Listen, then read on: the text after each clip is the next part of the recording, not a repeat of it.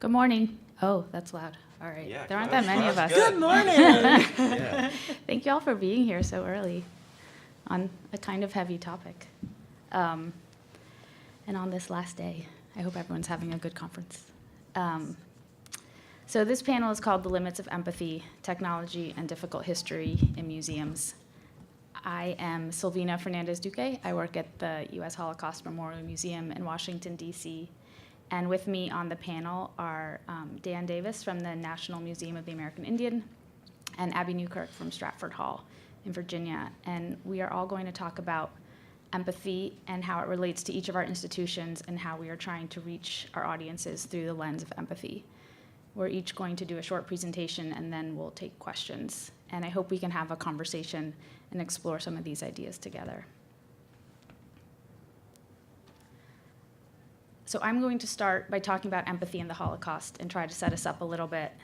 The idea for this panel came about because my boss and I were talking about empathy a lot. It's a word that is used a lot. Everyone is encouraged to create empathy and learn empathy. It's being taught in schools as a 21st century skill. Business leaders are getting trained in empathy. Human-centered design involves empathy.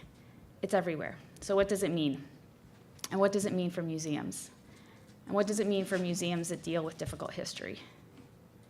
There was a paper that circulated around our museum recently that we've taken a lot of inspiration from in terms of thinking about empathy and whether or not that was actually what we wanted to be doing given the traumatic subject matter that we work with. So we decided to put this panel together to see if we could dig a little deeper and get past the surface of empathy as an inherently good thing that we should all be doing. So it's not my intention to bash empathy and suggest it's bad, but rather I want to suggest some challenges. I think when we think about empathy, we think about it in these terms. Barack Obama talked a lot about empathy. It's been a theme throughout his career. This is a quote from one of his speeches from 2006 when he spoke at Xavier University a year after Katrina. He said, "We should talk more about our empathy deficit, the ability to put ourselves in someone else's shoes, to see the world through the eyes of those who are different from us. When you think like this, when you choose to broaden your ambit of concern and empathize with the plight of others, whether they are close friends or distant strangers, it becomes harder not to act, harder not to help." I think this is what most of us mean when we talk about empathy. But empathy does have a lot of definitions. But this meaning of walking in someone's shoes is the one I think that we use the most commonly. Trends Watch also quoted Obama in an article called "A Mile in My Shoes, Closing the Empathy Deficit," and suggests museums' inherent strengths position them to be effective empathy engines, helping people to understand the other and reinforcing social bonds. So, museums should be doing empathy. We started to unpack empathy when this TED Talk by Chris Milk started making the rounds about how virtual reality is the ultimate empathy machine. Can technology really do that?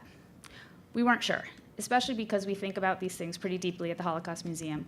What does it mean to walk in someone else's shoes when the experience of that person is traumatic and reaches the extremes? At the Holocaust Museum, we are asking visitors to learn about and grapple with persecution and genocide. But Chris Milk's talk was being quoted and referred to all over the place. VR is an empathy machine. We should all be doing VR. It makes us better people.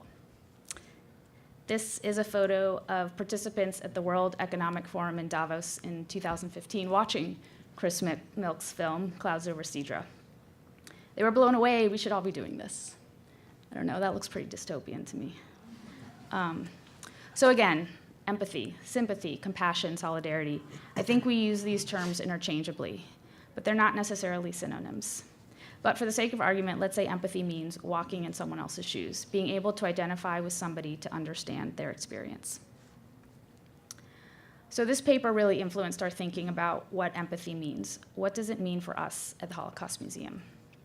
Dr. Lior Gubkin at California State University, Bakersfield, wrote a paper called "From Empathetic Understanding to Engaged Witnessing, Encountering Trauma in the Holocaust." And in this paper from a couple years ago, she explores the tension between teaching traumatic knowledge and empathetic understanding. She's a professor of religious studies, and she also teaches a class on the history of the Holocaust. And she found that the pedagogical tool of empathetic understanding, where the goal is identification with the other, was inadequate for teaching traumatic history. She found that there were unintended consequences to empathetic understanding that weren't working for her in the classroom. And I apologize, I'm going to spend a lot of time on sort of heavy stuff and not any pretty pictures to look at. So empathetic understanding assumes that you can gain knowledge when you imagine yourself in the position of someone else. And this might work in a general context. For example, when you're trying to bridge the particular with the universal. So an example from her religious studies class would be looking at how different religions might deal with death. You know your own religion, how can you understand another religion and how they deal with the same issue? In this case, empathetic understanding exposes you to and helps you see the value of a worldview different from your own. But that mechanism also has pitfalls when you're dealing with traumatic knowledge. One of the main challenges of understanding traumatic knowledge is how can we know the experience of another when it is marked by trauma and breaks completely with everyday experiences, when you are dealing with extreme experiences that you don't encounter on a regular basis. So one way to understand what trauma means is to think of it as a violation of the self and a break in self-knowledge. And she shares a quote that I found particularly powerful. Jean Amery describes his experiences of trauma in an essay called Torture from his book, At the Mind's Limits, Contemplation by a Survivor in Auschwitz. And he writes, "I don't know if the person who is beaten by the police loses human dignity. Yet I am certain that with the very first blow that descends on him, he loses something that we will perhaps temporarily call, quote, trust in the world. That certainty that by reason of written or unwritten social contracts, the other person will spare me, more precisely stated that he will respect my physical and with it also my metaphysical being. The boundaries of my body are also the boundaries of myself." How do you convey this experience of a break in trust to somebody who has not and hopefully never will experience something like this? Words and language are inadequate and maybe not even capable of describing the experience of trauma. Students often say when they are learning about traumatic events like genocide, "I can't believe it," because they can't. Our everyday language isn't up to the task.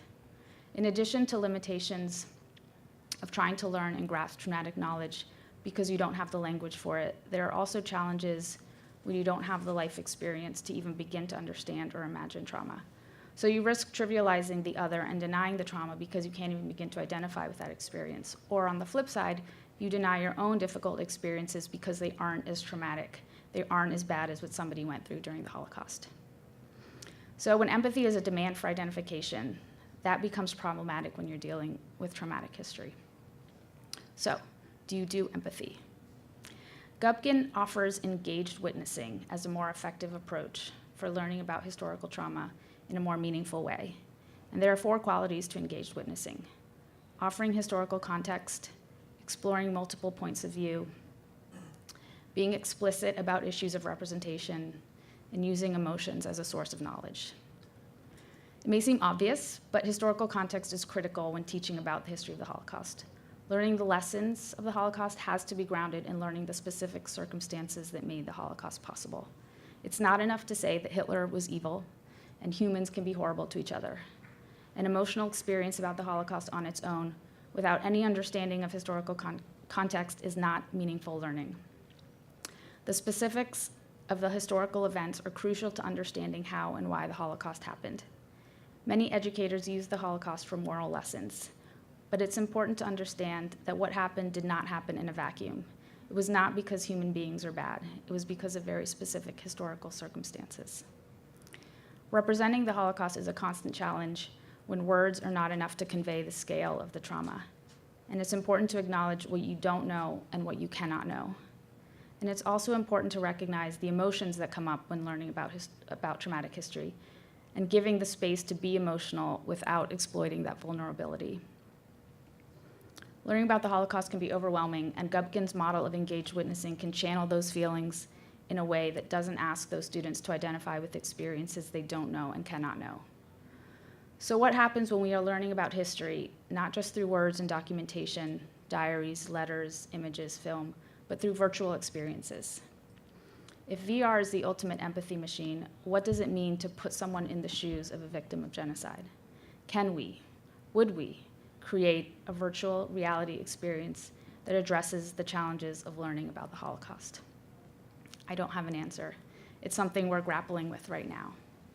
I'm going to share, in the interest of time, I'm just going to share one project that is a virtual experience. It's not a true immersive virtual reality experience, but it's helped inform some of our thinking around this. So this project is called The Portal. This was a project that we did with Shared Studios. They have portals that they set up around the country and around the world. The portal is just a shipping container with video and audio equipment that allows you to have a real-time conversation with someone in another country in another time zone. When it was set up in our museum for a few months, the portal connected you to people who had fled ISIS in Iraq and fled Assad, Syria, and were now living as refugees in Iraq, Jordan, or Germany. And you signed up to have a conversation in real time and got paired up with someone in one of the 3 locations. And you saw the person across from you as if they were in the same space. The virtual connection allowed you to have a seamless conversation and connect to somebody as if you were just meeting for coffee. Barriers were broken down because you didn't have spatial distance. You weren't looking at just their face through a small rectangular screen. You were both meeting in the same space on the same terms. Neither party was asked to step into the shoes of the other. The experience allowed you to share, to meet in a neutral space, to try to make a connection. I will offer this final quote by Janet Murray, who's a professor of digital media at Georgia Tech. She wrote a book called Hamlet on the Holodeck, and she's been writing about virtual experiences and interaction for a long time. She says, empathy is not something that automatically happens when a user puts on a headset. And it's obvious when you say it like that, but when we call virtual reality an empathy machine, what are we actually saying? Are we saying that empathy can't happen without the machine? Is immersion the superpower you need to create empathy? I think empathy happens when people come together to share stories. VR is not an empathy machine. Storytelling is an empathy machine. VR is just a tool. The technology is agnostic. It's influenced by the person designing the experience and the person walking into the experience. So let's not call VR an empathy machine. Let's use technology to allow for engaged witnessing. Incorporate historical context, consider multiple perspectives, question representation, who is telling whose stories, use but don't exploit emotions, and tell good stories. Thank you.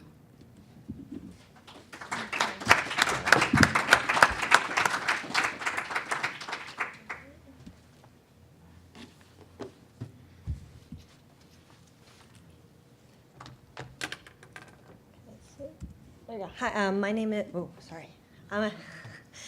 Abbi Newkirk. I'm the Director of Interpretation and Education at Stratford Hall in Virginia. I'm sorry I didn't put up here my Twitter handle is Abbi Newk, ABBYNEWK. Feel free to tweet me or anything if you have any questions. First, I want to explain what Stratford Hall, with the exception of Robin. I think she may be one of the only ones that have been to Stratford Hall. Stratford Hall is a 1,900-acre site, so quite big, located in the northern neck of Virginia. Barely you can see the Potomac River, and Maryland is across the river. So we're about an hour or so, 45 minutes to an hour from Fredericksburg, Virginia. So we're kind of right on the water. It is, we have 13 historic buildings.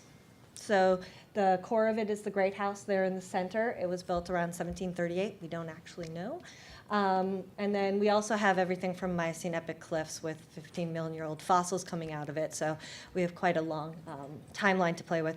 The residents we're most known for are 2 signers of the Declaration of Independence. So we have a Founding Fathers history, Richard Henry Lee and Francis Lightfoot Lee. It is also the birthplace of Robert E. Lee. So as you can imagine, right now it is a very interesting time for us. We get a lot of offers for statues right now. Because they're like, you have 1,900 acres, just fill it up. But I want to make a point that our interpretive timeline for the Lee family only goes to 1822. The family lost the house, and I'll explain that. That's a good story, how they ended up losing the house. So my project, I'm working on a mobile tour. So mobile is the tool that is allowing me to tell these stories. It's not going to be necessarily the focus of my presentation because I'm really working on what I put in the tour the stories we tell, and also how that's going to interact with our guests and what they're expecting and what they're ready for.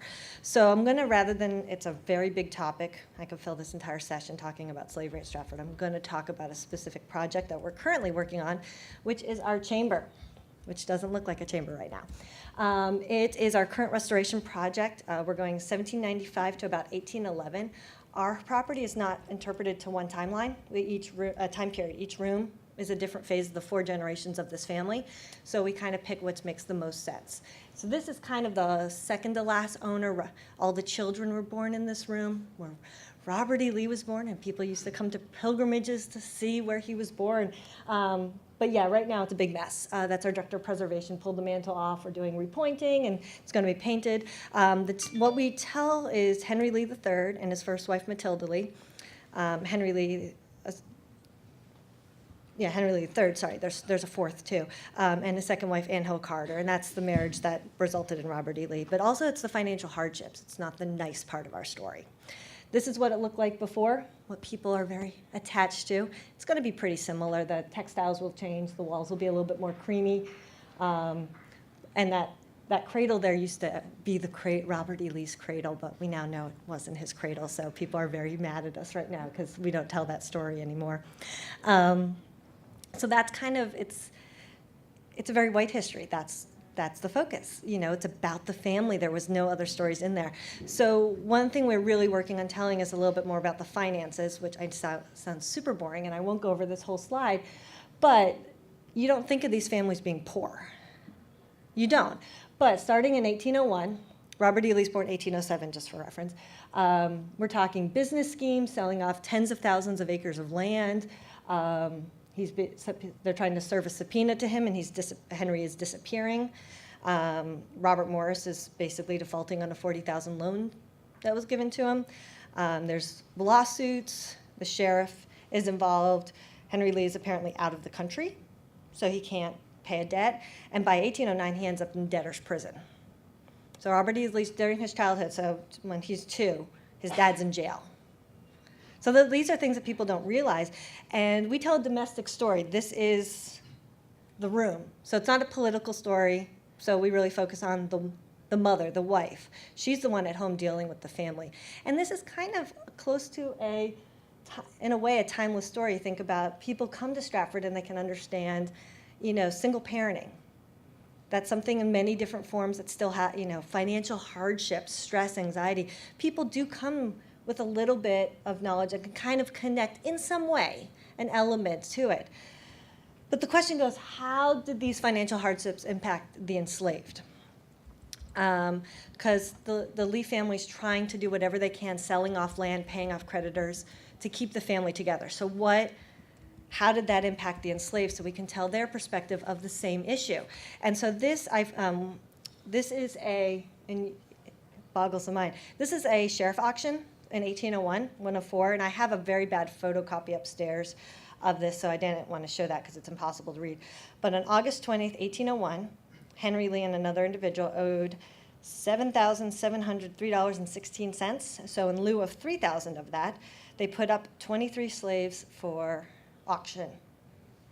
And I'll name them because I think naming is really important. These are people. It's Manuel, 2 children not named, Shirley, might be Millie, we're not sure, the handwriting's bad, Harry, Fick, Causer, Frank, Osmond, Winnie, Billy, Daniel, Ginny, Gilbert, Easter and her 3 children, Cato, Clary and her 3 children.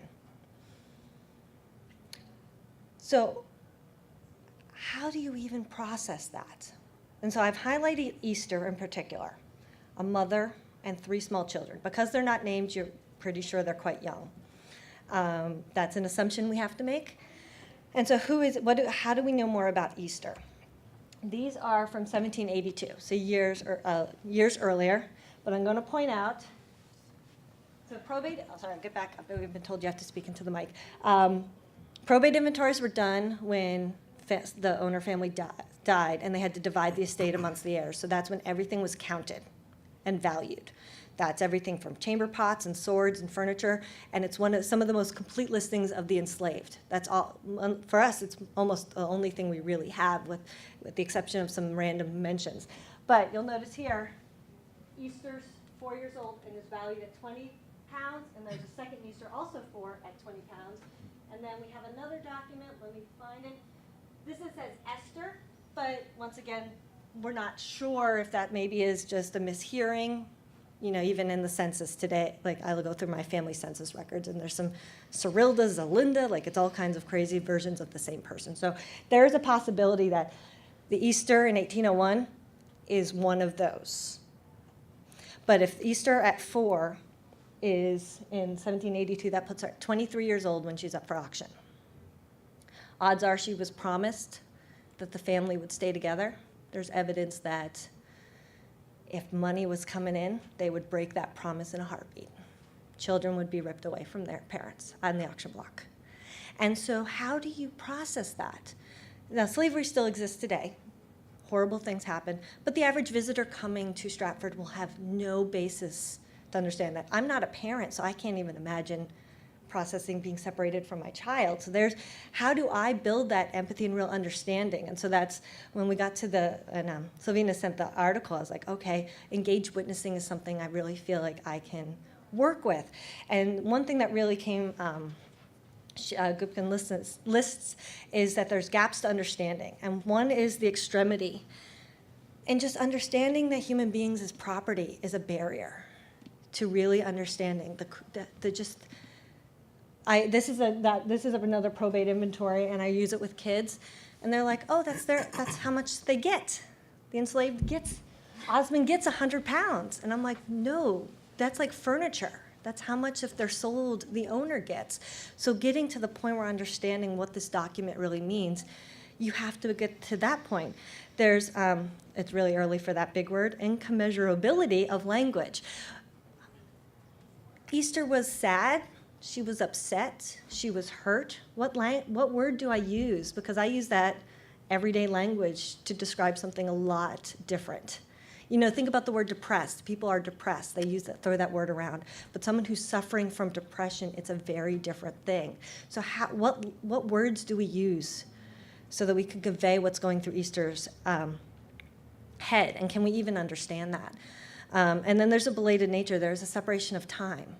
And one thing, there's an article I read about moral licensing that we really try to explain away things. And, they did good and bad things. You know, we're trying to justify and rationalize and kind of understand things at a different time. One of the hardest things I was thinking about this morning, I have a real hard time getting people to say slavery is bad, full stop.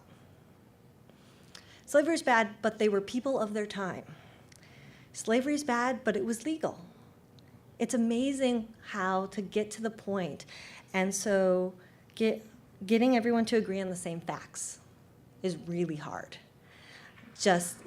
How do I get to empathy or engaged witnessing if we can't all agree on the same basic fundamentals? I know seems a little disjointed, but it's getting to.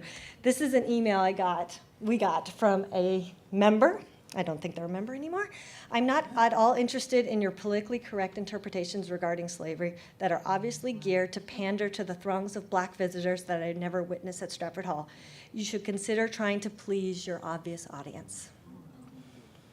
So this is an individual that doesn't even see this history as part of their history.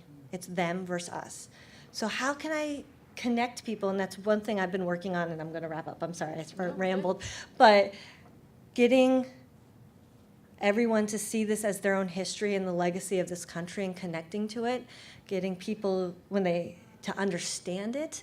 So that's part of, and I don't have an answer, but I'm just kind of posing problems I'm working and trying to get to engaged witnessing, trying to get closer to empathy when there's all these barriers and moving that forward and getting people to connect. So I wish I could tell you I'm working towards it, and maybe we'll be able to share in the future. But this is something that's really relevant and important in taking on these challenges head on. And so, yeah, that's kind of, I know, hopefully if you guys have questions or want to chat afterward, I'd love to talk to you guys.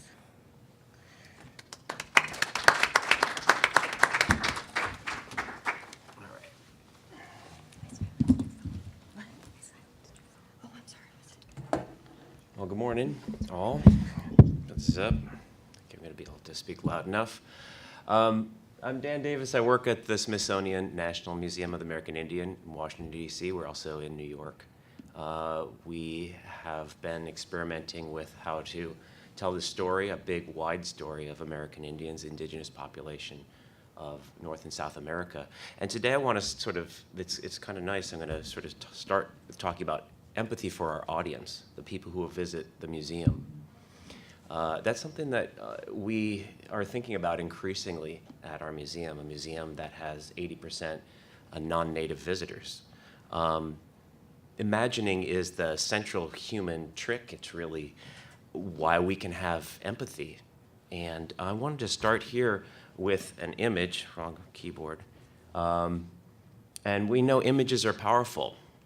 So this is an image that was taken sometime around 1910 by the photographer Edward Curtis. And this is Little Plume and his son Yellow Kidney sitting in a lodge. And the photographs were taken part of a study of the lives of Indians, and the original was shot on a glass dry plate negative, then transferred to the copper plate by hand. This is the unretouched image. This is the, this is the wrong one. This is the final image here. And this is one of thousands of images that was prepared for the North American Indian. And in this example, the original image contained a small, round, and very modern clock, right? That is not in the final image right there. I mean, for Curtis, the clock implied modernity and was removed. And this was the beginning of, showing Indians the way they truly were, but also a way of manipulating history the way we really want it to be. So when visitors come to the museum, sometimes they're looking for something that really doesn't exist. It's an imaginary Indian. It's not completely wrong, but it's something that we're increasingly thinking about.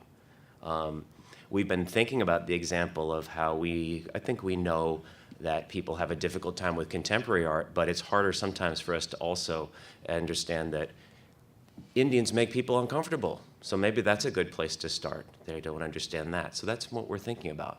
One of the challenges we have is that when visitors come to visit us, they're really sometimes looking for a rule book. They're looking for, well, what's right, what's wrong, what can I say, what can't I say, and if we get too far into it, we might not have a safe space for them to even ask questions. Now, I was going to ask you, well, we have a number one question at our museum, the National Museum of the American Indian, and that is, why is it called the National Museum of the American Indian? I mean, is American Indian, I thought, I mean, it's a valid question, but the sad part is the answer is kind of complicated. It's not an exact term. Indians want to be called by their tribal names. But it's a conversation. But still, it tells you where people are at. So today I wanted to talk about some of the things we're working on in telling what is a pretty complicated history. I want to talk about how we're talking about Indian removal. In the early 19th century, the United States removed from their tribal homelands a huge amount of native people, tens of thousands.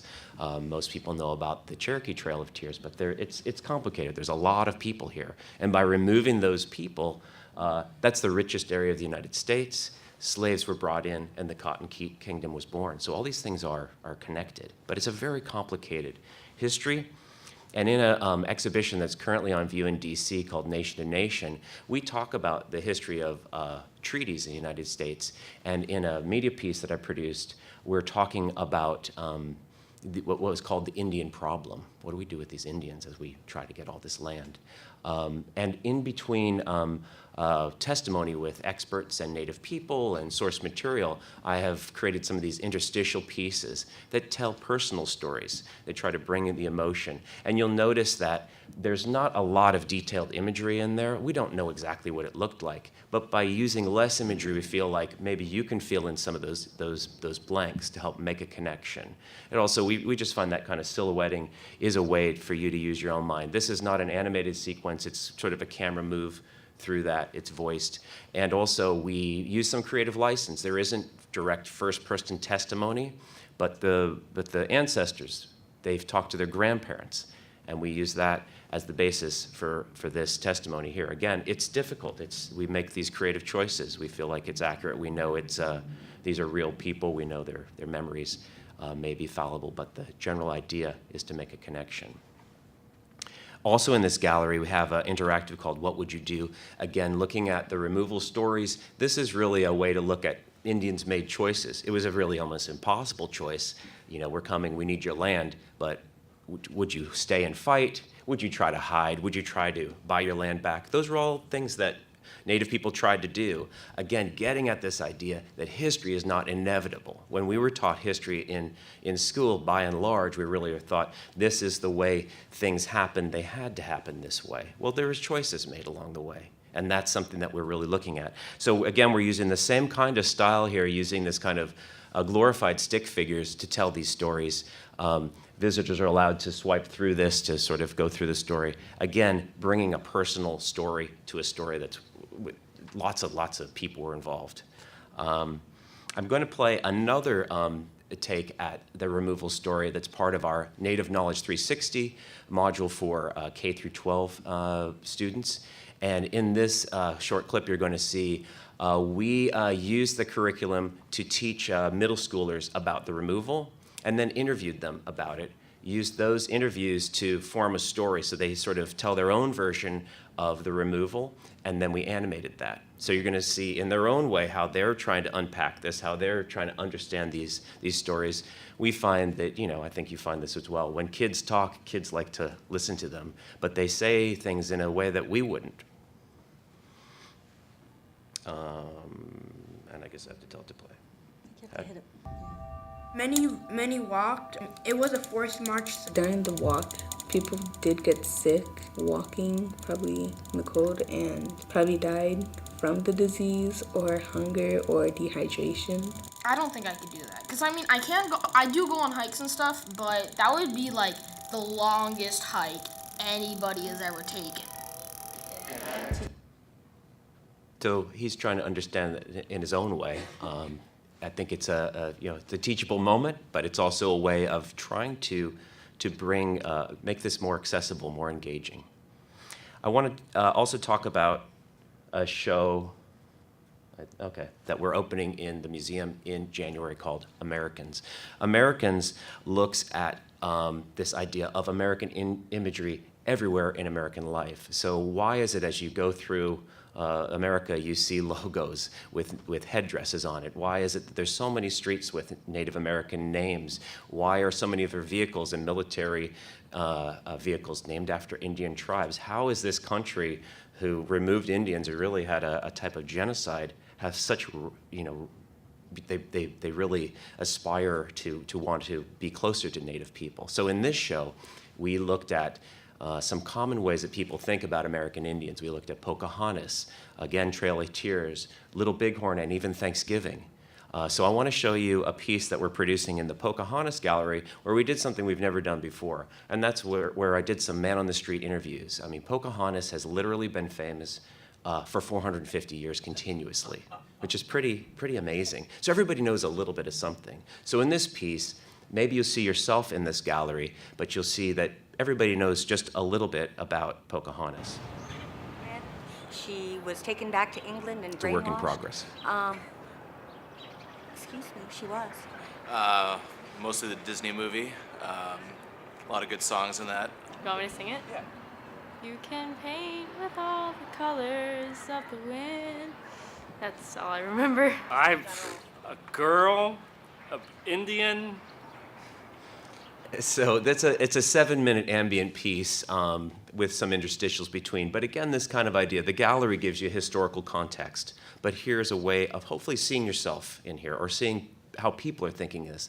We're really looking to say, this is a story about American Indians, but it is a story about us as well.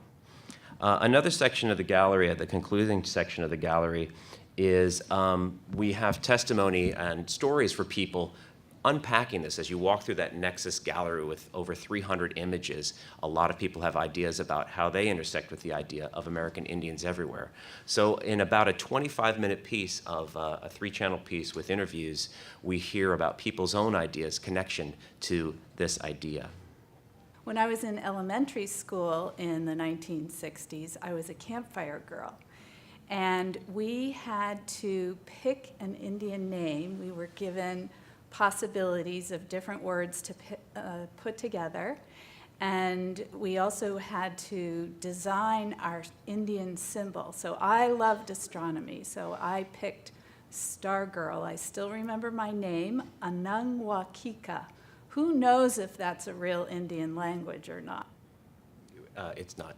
But it's these memories are important, and we know that our visitors have imperfect and odd memories of Native people. They might think of some really crazy ideas, but we feel like, however imperfectly we remember American Indians, at least we're remembering American Indians. And we don't want to Photoshop them out of the national narrative.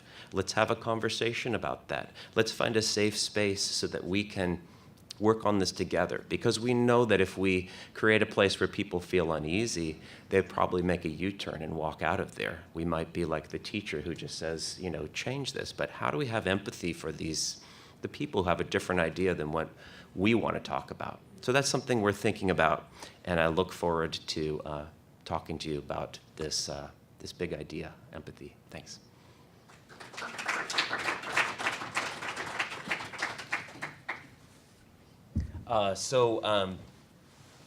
If you have a burning question, I'd love to hear it. Is there a deficit of empathy? But yeah, go ahead. Great job on that Nation to Nation exhibition, by the way. Thank you. I thought it was excellent. How do you involve the community, like stakeholder group, in the development of something like that digital interactive, and have the kids like giving their sort of interpretation? Like, what's the response from the community to see like their sort of stories interpreted and presented in a way like that? How do you sort of navigate that type of relationship? I think navigate's a pretty good word. We always work with Native communities. It is a process. It is often difficult to get complete consensus from a community. So oftentimes we have sort of permission to tell certain stories, just have their collaboration. We work on the development, and then we produce the piece and review it. Of course, we want to make sure that there's nothing factually wrong, but we always try to separate sort of the creative license of what we're doing from the fact. So if a community comes back and says, that's actually wrong, then that's something we have to deal with. We have a pretty good track record with that. But we have a hard time because at our museum, cultural museum, there is a real understandable nervousness and anxiety about even offending one person. And if we do that, then we really won't be able to produce very much. You know, again, we want to make sure we honor our constituents. But we do work with them in collaboration on this. I honestly think our museum is more conservative than it needs to be, that there is a lot we can talk more frankly. And when we opened our museum, it was an interesting sort of paradox in that we really used a lot of community collaboration to tell the story of American Indians. And the community both at one time said, well, we want to celebrate this idea of Native people still being here. This is a living museum. It's not a history museum because we don't want people to think we're not alive anymore. But the difficult stories weren't really part of that narrative when we opened. And so it was quite unsatisfying for not only you know, our 80% non-Native people, but the Native people as well. So that's something we've really been working on. But it isn't, we continue to navigate that. Yeah, Peter? Yeah, actually, two questions. One is, I mean, it feels to me like the National Museum of African American History and Culture has also had to tread a line that's very similar, which is to not point the finger. I mean, in other words, Lonnie Bunch couldn't tell the Southern senators and congressmen who were funding him, you know, that you're evil. Yeah. You know? Yeah. But at the same time, honor the suffering and the bravery and all the different coping strategies over the centuries of the black people. Yeah. And that might open up new possibilities for you guys, it seems to me, in terms of just, you know, the scope of that telling and the depth, literally the depth, the underground depth, and the emotional and factual depth of that sharing of a newly unearthed national story. Mm-hmm.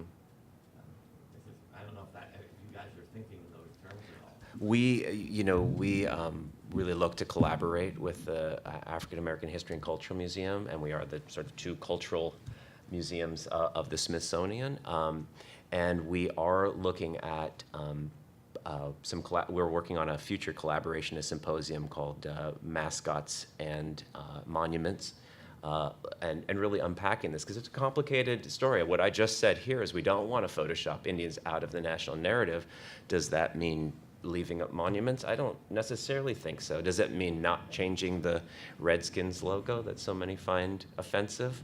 I think those are all part of a conversation, and maybe some action needs to be taken. But again, there's some tension within the museum on how best to get there. Again, we in museum, we have a point of view. We're not neutral, that's fine. But sometimes that polemic can shut down, the circle gets smaller instead of bigger. We really want to be a civic space.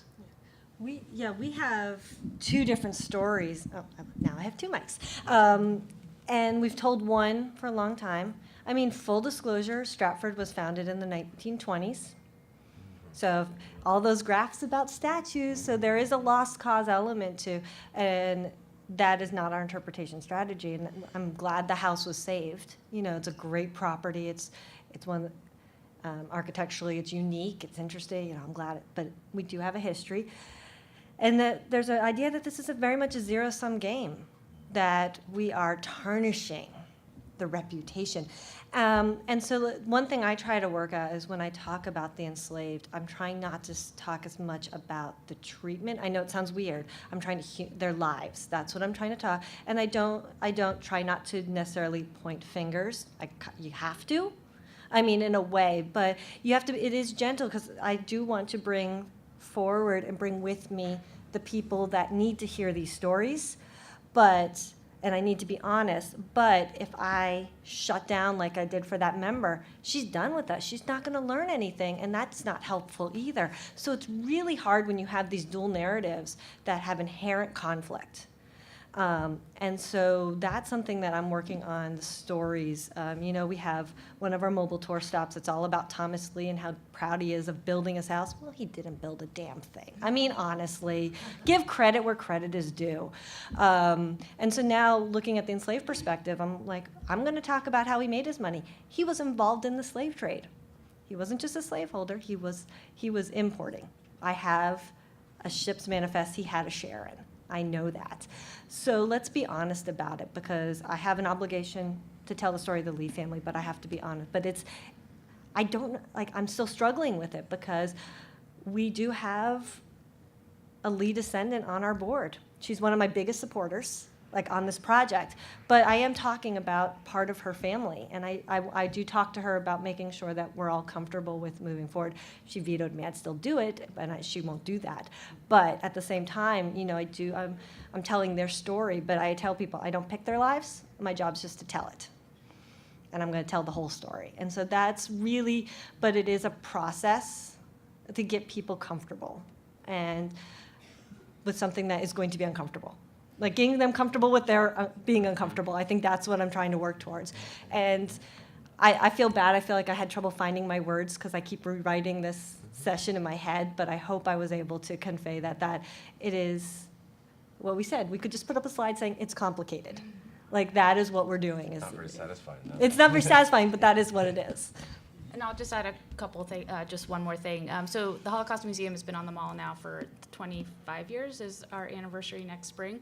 And when the museum first opened, no one expected anybody to even want to come. Who was going to come?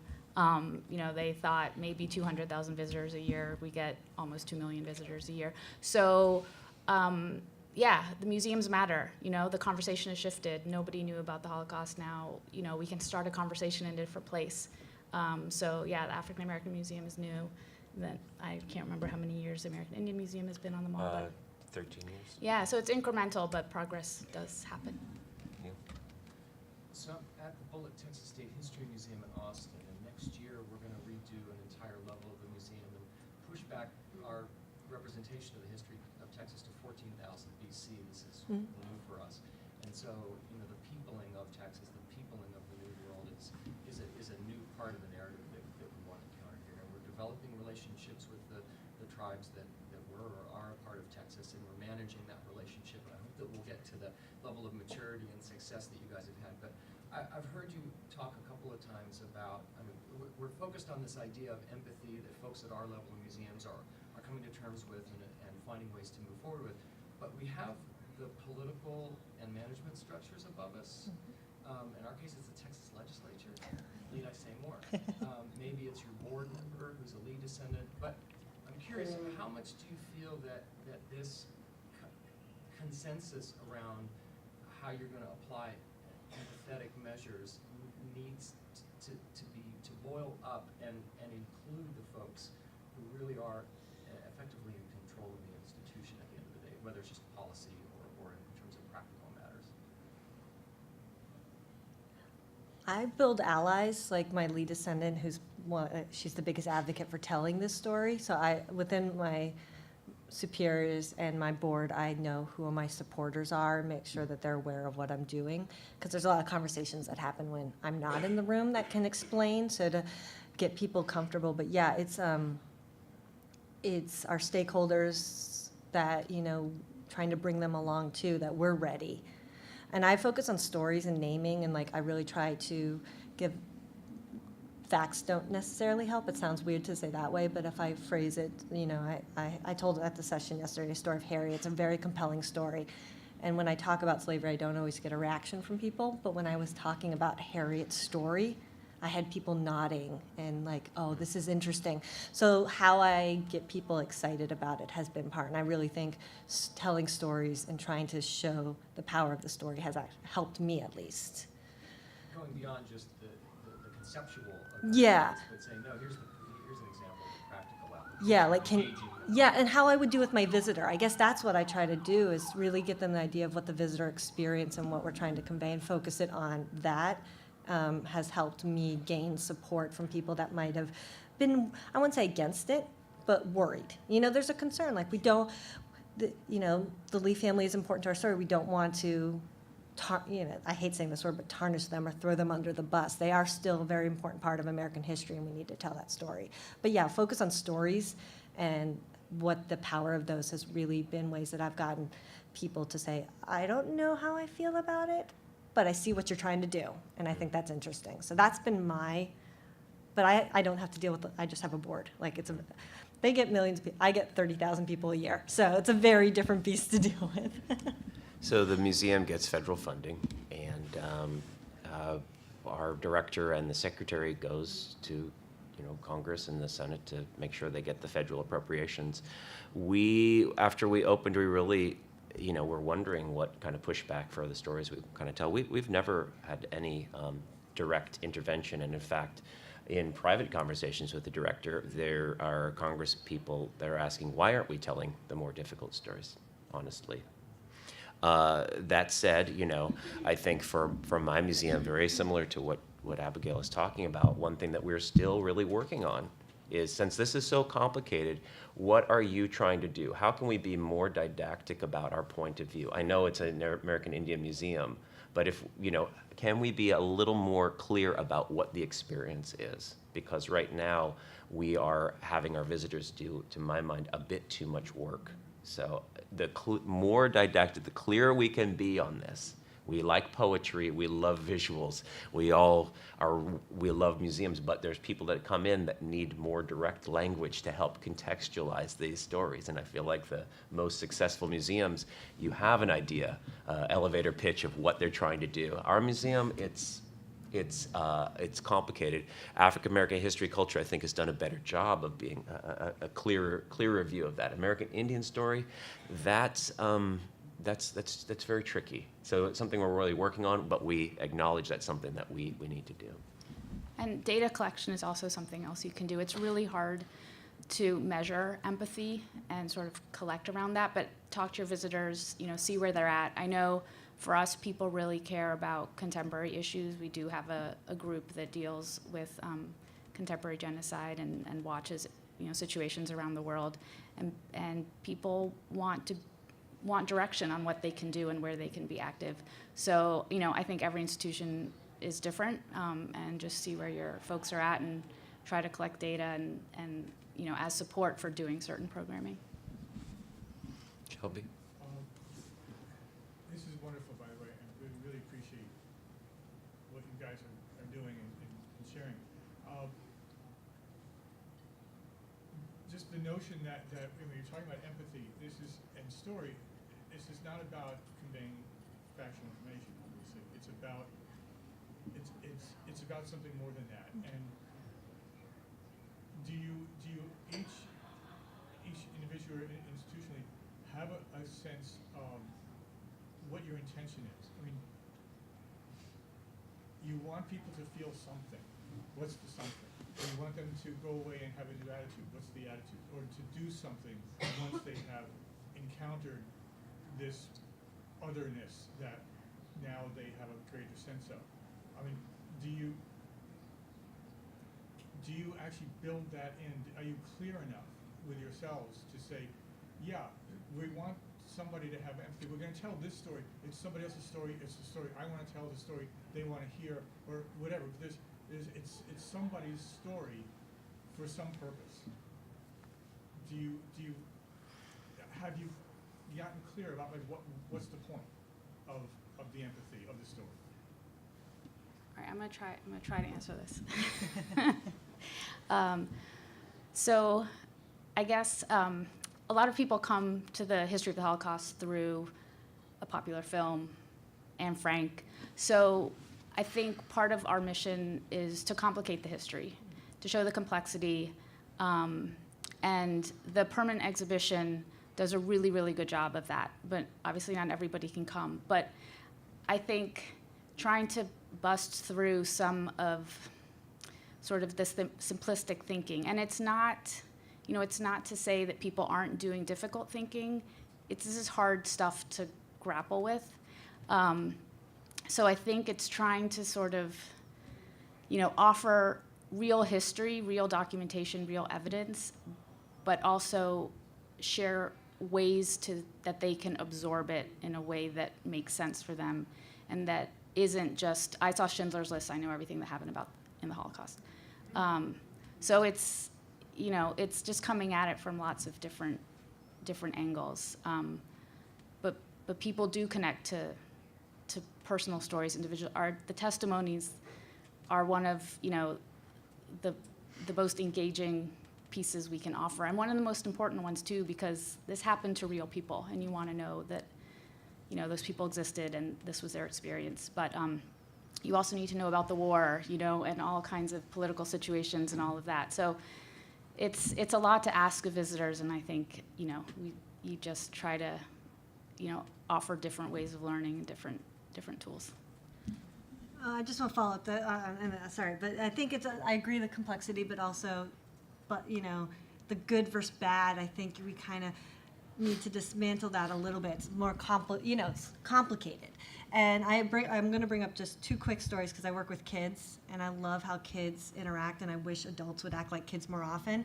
So I had two, one with my summer campers. We talked about Thomas Jefferson, and she's like, well, Thomas Jefferson was nice to his slaves. And I'm like, okay, I know where she's getting that. I know where it's coming from, because she said, oh, feeding, clothing, housing, he took care of them. But I don't like to let it go. So I'm like, but he also owned people. And she goes, so he did good. Yeah, that's right. That's bad. So he did good and bad things. I was like, good first step. Like, this is something I can build off of. And there was one of my school kids, I was talking about Phil, who was a blacksmith an enslaved blacksmith in our workshop. And I'm trying to, I'm like, what did he make? Swords and armor. I'm like, well, nails and hammers and things like that. So I'm trying to get them more understanding of what a blacksmith did. And the girl raises her hand and goes, did he make chains? And I go, and immediately I'm like, she is recognizing that an enslaved blacksmith would make tools of enslavement. 3rd or 4th grader. And I was like, that is correct. And imagine how he felt about knowing what he was making what that was going to do. And I went to her teacher and said, whatever you're doing, keep doing it. Because that was a leap I wasn't prepared to make. She did that all on her own. And I was just so excited. So having those places where you can tell the stories and then allow people to feel comfortable bringing up and furthering the conversation. And, I know people have issues with the word safe space, but I want a place where someone can say, I learned this in school. I've read the 60s textbooks. I know what people were learning in the classroom about slavery, but I want to have a place where they feel comfortable having a discussion and furthering the conversation, because it's going to be a long conversation. we're not going to resolve this quickly. But I just, those interactions with kids, I love them because it kind of says, okay, it's moving, something is happening. And so I think that that's one thing we want to tell the stories and people connect with all Americans understanding that this is part of our history, but also that places that people can have questions and we can have those dialogues. Should we take one more?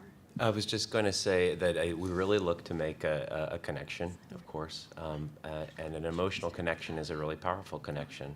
We have main messages that we try to get for each of our exhibitions, an overall main message, but we've used personal testimony as a way for people to connect. We try to tell the history of the objects they see, the art they see, for people to connect. So those are all part of what's in the toolbox. Interestingly for us, when we started, we were pretty stripped down, thinking we really didn't want to use all the tools in the storytelling toolbox, the signifiers from music. We felt like we wanted to make sure the native voice came through. And we realized we were kind of not using what our audience really, it helps tell the story, So that's something that we've come around to. As much as we wanted to find this kind of purity, we've realized those conventions, even though they are Western conventions, it's a Western audience. So that's something we've thought about increasingly. But yeah, making that connection is centrally important for us to be successful.